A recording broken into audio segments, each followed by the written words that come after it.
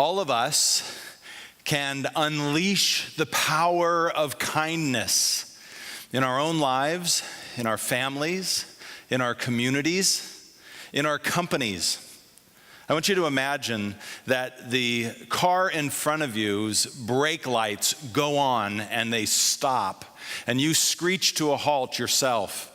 And then their right blinker goes on and they quickly pull out into the next lane. As you start to accelerate, you stop again because you see a disabled person laying on the ground, trying to get up with a pair of crutches, and they just simply can't do it. What do? Well, since we're on YouTube and we're watching it through a car's camera, we see the car shake as it goes into park, and the driver gets out and goes over and helps the person get up. He picks him up and then slowly takes him across 2 lanes of traffic where the cars have now stopped and waited for them. And he gets him to the edge, makes sure he's okay, and then he comes back across those 2 lanes back to his car and drives off. Now, how many of us would say, oh, we'd be the person who got out of our car and helped? And how many of us would be honest enough to say, I'd probably be in one of those other cars still driving by? And the thing that I want us to catch in this, yes, it was great that that person did an act of kindness, but here's the piece that I want to capture for us. He walked that person across 2 lanes of traffic that had been moving and that stopped when someone else acted kindly and helped that person up. And then when he got to the far side, they stayed stopped. They could have gone on as soon as he got by, but they stayed stopped. They chose to act in a kind way and let him get back to his own car. Kindness is contagious. That one man's act of kindness caused kindness to happen among other drivers as well, who had before just been zooming past. That's because kindness has a little bit of an effect on our insides through those things we call endorphins. Endorphins are those chemicals that get put into our system at different times, and they make us feel good. They make us happy. And it turns out that in an act of kindness, the person who acts in a kind way feels those endorphins kick in. And the person who has that act of kindness done towards them, they feel the endorphin rush as well. But here's the magic, the science, the miracle of kindness. It's not just the person who acts kind and the person who receives the act of kindness, but anyone who witnesses the act of kindness, endorphins enter their systems in exactly the same way and encourage more kindness in them. Kindness truly is contagious.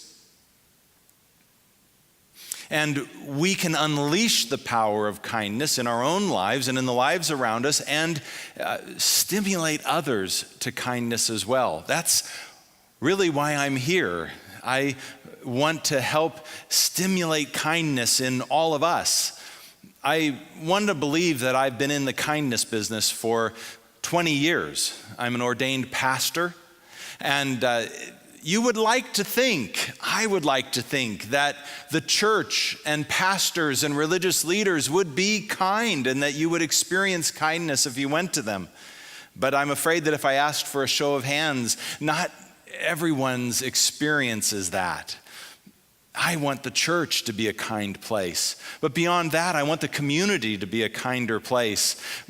So many things are happening in the world. Unkindness, incivility, rudeness, violence has increased. And then you get on social media and we're all depressed and discouraged.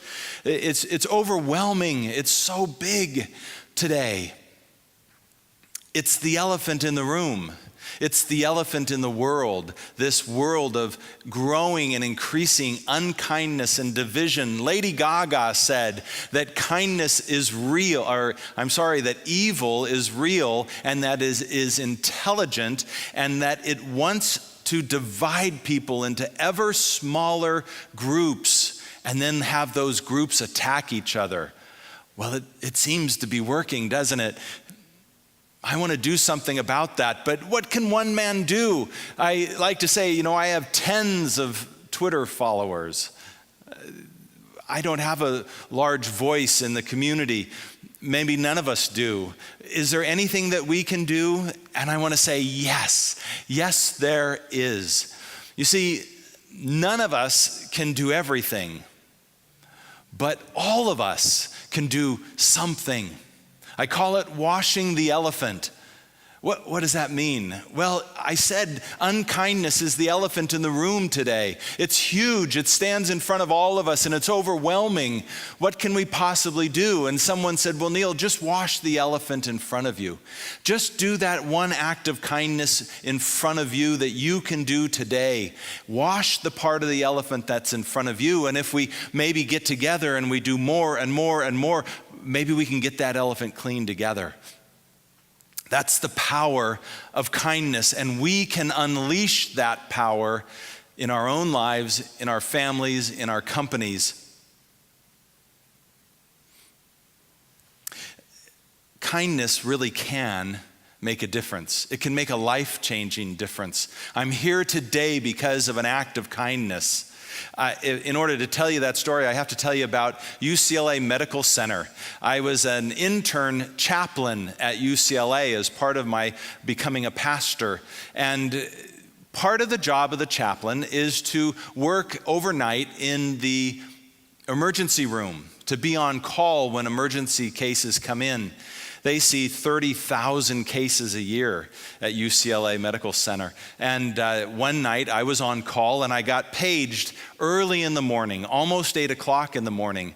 It turns out that a high school senior was surfing in Malibu before school, and he took a wave and it crashed him into the sand, and they were afraid that he had broken his neck.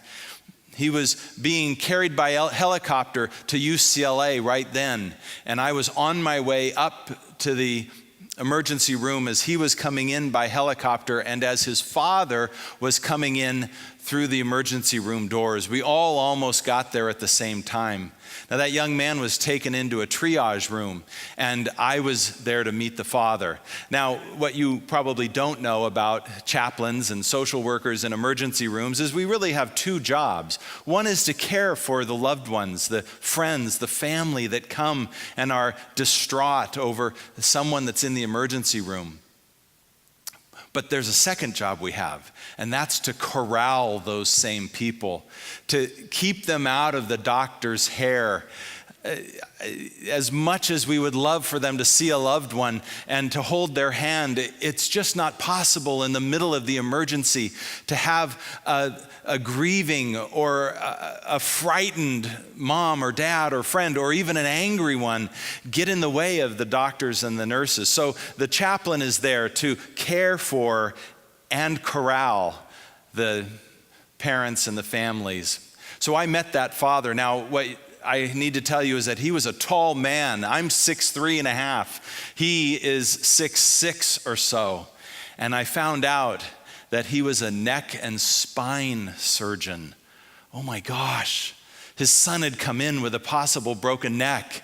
I tried to comfort him. I tried to engage him. I tried to pray with him. He wanted nothing of it. He said to me, "Can you get me the x-rays?" This surgeon wanted to see his son's x-rays, and I was pretty sure I couldn't do it, but my job was to comfort and corral. So I said, let me go find out, and I went into another room. I looked for a nurse. I really didn't find anybody I could ask, but I kind of bided my time in there for as long as I felt I could, and then I went back and I hemmed and hawed, and he asked again, and I dodged his question, and then he finally looked me. He almost grabbed me by my lapels. He said, "Can you get me the x-rays?" And I looked down and I said, "I'm sorry, sir, I can't." And then he looked me in the eye and he said, "Then what good are you?" And he walked out. What good are you? That question haunted me. for the next week.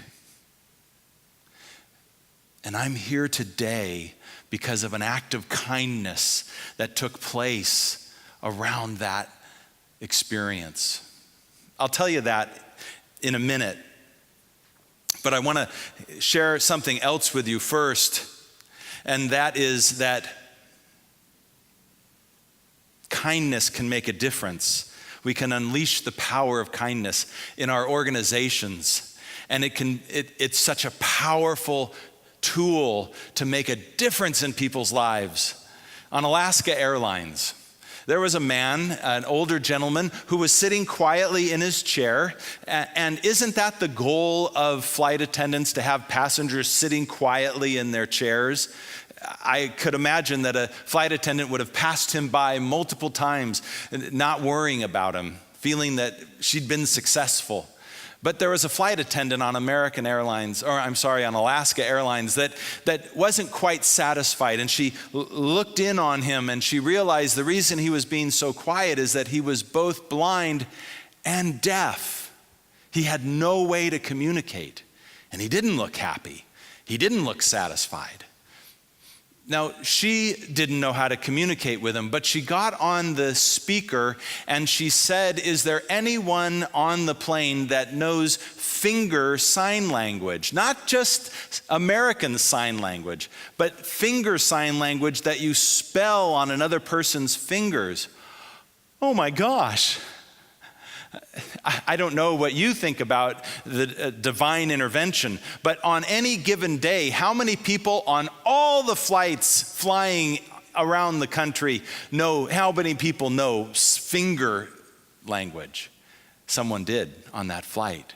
A young teenage girl named Clara, and the flight attendant found her and brought her over to the man whose name was Tim, and she touched his fingers and he lit up. One deaf and blind person who said that she once leapt for joy when someone tried to engage her and talk to her.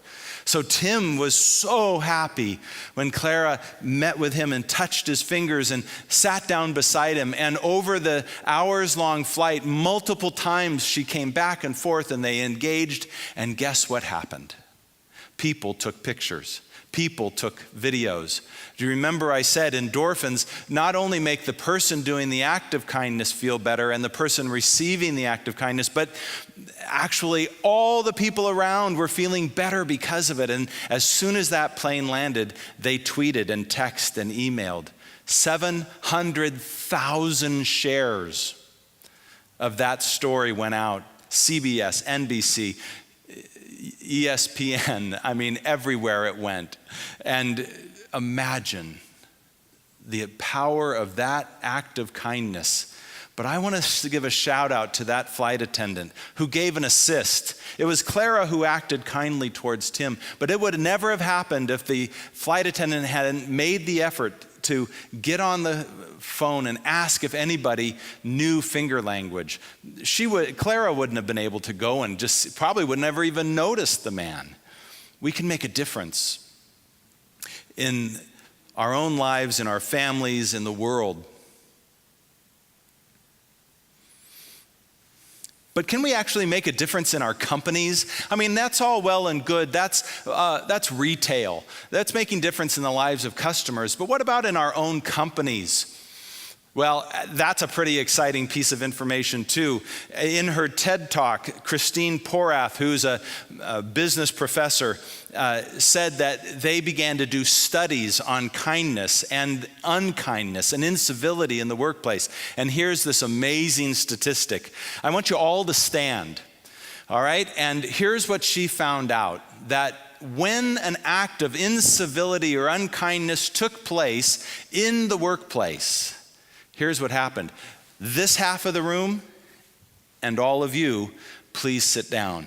66% of those who witnessed the event had their effectiveness decreased, their motivation decreased. And then we get over here to almost the whole room. If you would sit down, 80% of people who witnessed it said that they spent time thinking about and worrying about the event, which leaves 10 to 12%. You can sit down. 12% actually left their jobs, quit, went to work for someone else. And anybody who's tried to do hiring knows how expensive it is to replace good people. But what percentage is that? 100% of people are affected by incivility and unkindness in the workplace. Well, how big a deal is that? Cisco studied those results and decided to do some investigation into their own company. They just took a couple of the data points and studied it in Cisco, and they determined that Cisco was losing $12 million a year from incivility and unkindness in the workplace. $12 million a year. Oh my gosh, the cost of unkindness. Imagine the power of kindness in the workplace. And so I want to just give you a couple simple tools you can use to make a difference in your own life and in your company. It turns out that everything we need to know about kindness we can learn from a hula hoop. So I don't know how many times you have done this recently, but when we look at this hula hoop, we see a couple things. Number one, there's an inside. And number two, there's an outside. A friend of mine says, keep it simple. I think it's pretty simple, right? There's an inside and an outside. There's an inside kindness and an outside kindness. And then there's the hula hoop itself. Now, I'm not going to demonstrate. I have tried. I'm still horrible at it. Do you remember what it feels like to try to hula hoop? And you get that thing and it doesn't spin one time and it drops. And it's a mystery, really, how to do it. And it's embarrassing and it's uncomfortable.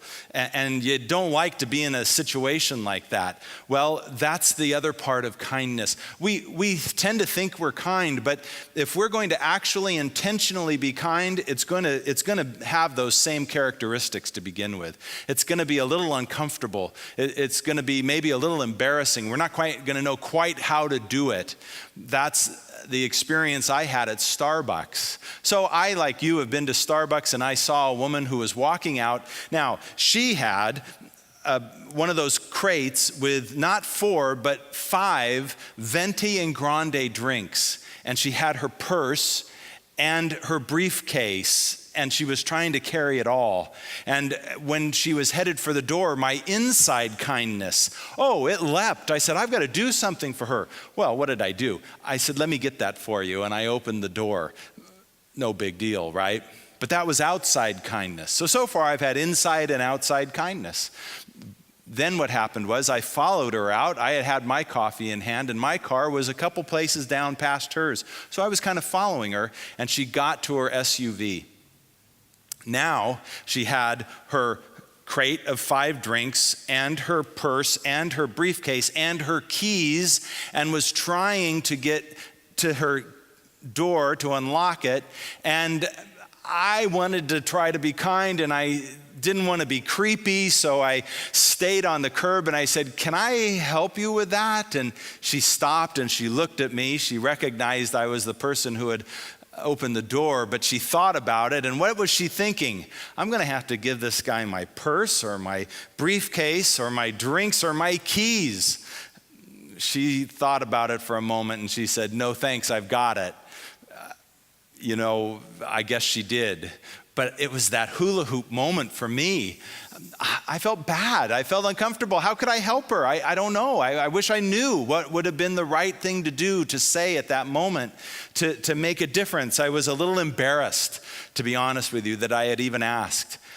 But the thing about kindness, like anything else, when we practice it, we get better and better at it.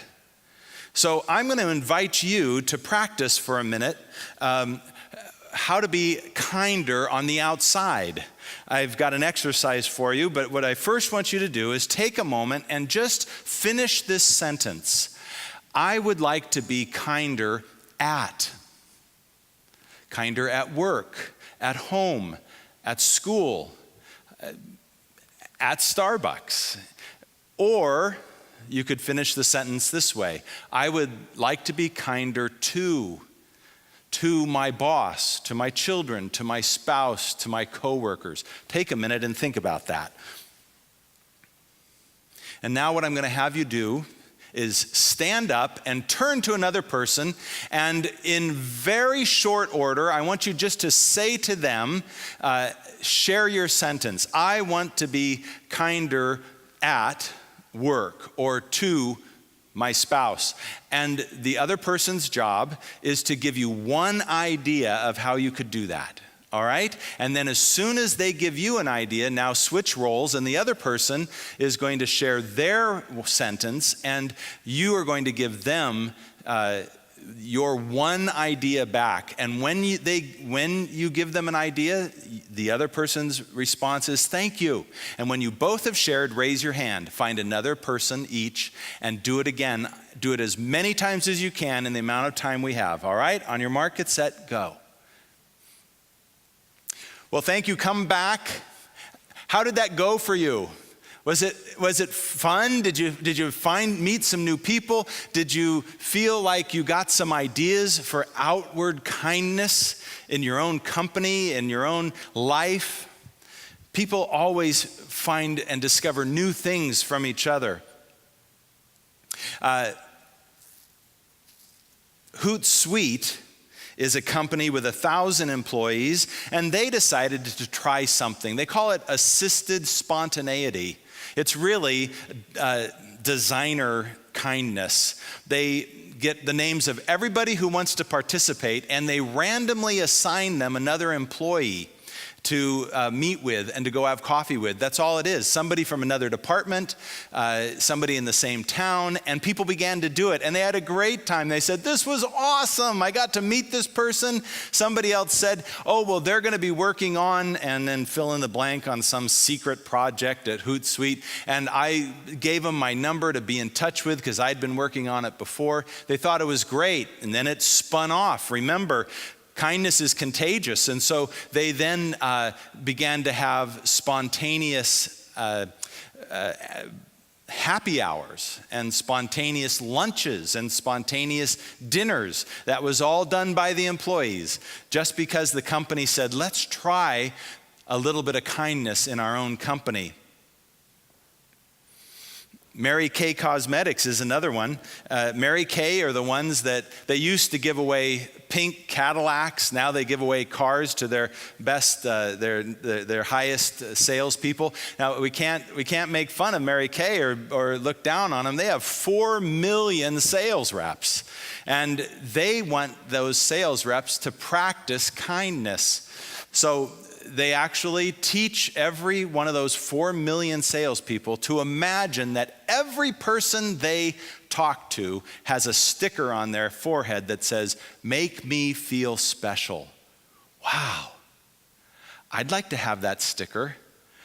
Wouldn't you like other people trying to make you feel special? What if we saw that on our own coworkers' forehead? If we saw it on our children's or spouse's forehead, or people that we know, our friends, make me feel special. Thank you, Mary Kay. That's a great inside and outside practice. So I'm going to invite you to do something. If you have a watch, just take it and put it on the other arm, okay? Just take it and put it on the other arm. If you have a ring, and it comes off easily, just take a look at that. Now, you see, we're not going to have hula hoops around, right, to carry around with us. That'll be a little awkward. But all of us have hoops, we have watches, we have rings.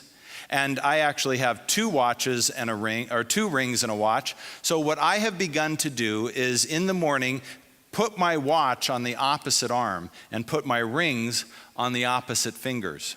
Now, my goal for the day is that every time I do an act of kindness, I move one of those things. So by the end of the day, my goal is to have all 3 things moved.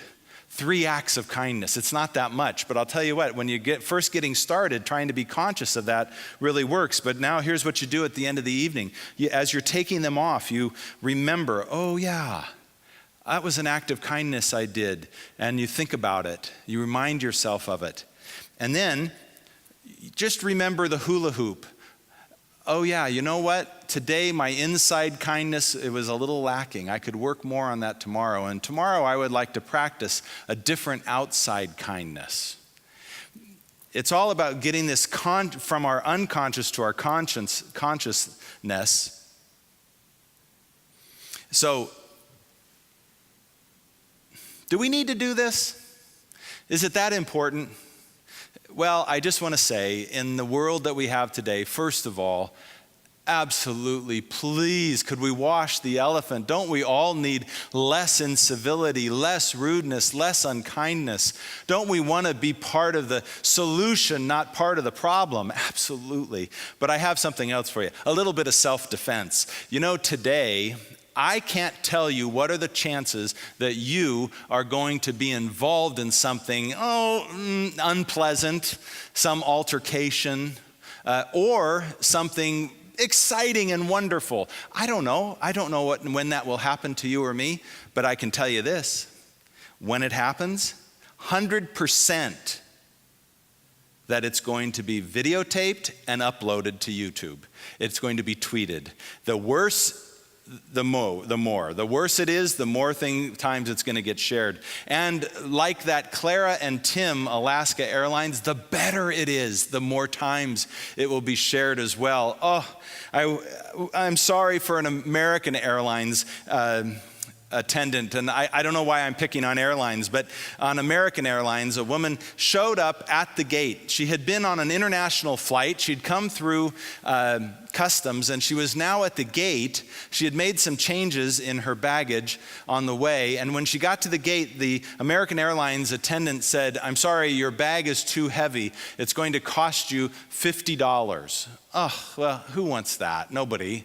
We're all like complaining about that stuff, right, today? But what do you do? So she got out her credit card and she said, "Here, just put it on my card."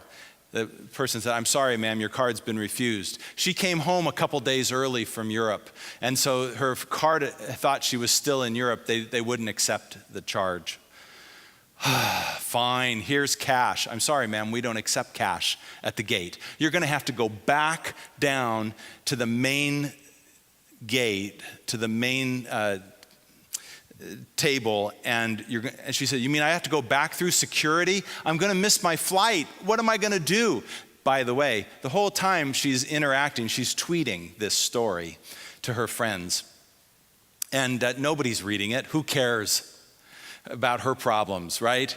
And then a hand reaches past her and hands a credit card to the attendant and says, "Here, put it on my card." Oh, she feels horrible. She says, no, I'll figure out. He said, "Listen, pay it forward." And she was so flabbergasted, she didn't really even look at the person. She just gathered up her stuff. She said, "Thank you so much." And she moved away, and somebody came up to her and said, "Do you realize who that was?" That was one of the running backs for her NFL football team, Jermaine Gresham. And she, oh my gosh. She walked by him on the plane and she thanked him profusely again. She tried to pay him. He said, no, pay it forward. And she said, "Well, can I at least take a picture with you?" And they took a picture. She uploaded it. It got shared 100,000 times. Every sportscast had that story on it. And every time he's in the locker room talking to someone, they said, "Hey, have you ever heard back from?" Who's the bad guy in the story? American Airlines. It wasn't even the fellow's fault. He was just doing his job. Imagine if kindness was built into our company's jobs. Could you take 1 minute and think of a way that attendant might have done something in a more kind fashion? I bet you we could come up with 100 things, and most of them wouldn't have cost them a dime. Kindness matters. Kindness is contagious, and we can unleash the power of kindness. So let me wrap up with the final piece of that UCLA story. I know you're wondering what happened. What happened to the son? I have to tell you, I don't actually know. Because of all of the privacy laws and all of that, and that son was taken into the pediatrics ward. It wasn't my area. I didn't get in to see him. And then people move out and move on so quickly, I don't actually know whatever happened to the son, but I did run into the father, literally. That week had been bad for me. His question had reverberated in my mind, what good are you? You see, I'm a chaplain. I'm supposed to bring God into the room. Well, what do people want from God in a hospital? Healing. I couldn't heal anybody. I could pray, but I couldn't heal. And really, I felt, what good am I? And here was the thing. If I can't be any good in a hospital, what good am I going to be anywhere else in the world? By Friday afternoon, I was pretty discouraged. I was walking out, and I'll be honest with you, I wasn't coming back. I didn't know what I was going to do with my life. I couldn't graduate from seminary. I couldn't be ordained without finishing this internship, but I was quitting. I was that miserable. And I was walking out of UCLA down the main hall where when you turn one more corner, you head to the parking lot and you see no one else. I turned that corner and I ran smack into that father's chest. Remember I told you he was taller than me? I hit him. And we both fell backwards. And I looked up and I saw it was him, and my face fell, and I thought, oh my gosh, I'm about to get berated again. And I just turned to him and said, we've all been praying for you and your son.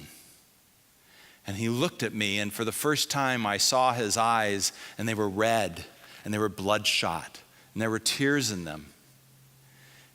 And he looked down at me, and instead of saying something harsh, he said, that's all any of us can do now. And he wrapped me in his arms, and he pulled me to himself, and he wept, and I cried. And when we separated, I had my answer, not from him, but from God. God said to me in that moment, this is what good you are. You can be my hands to the people I want to hold, and you can cry the tears that I want to cry. Be kind in this world.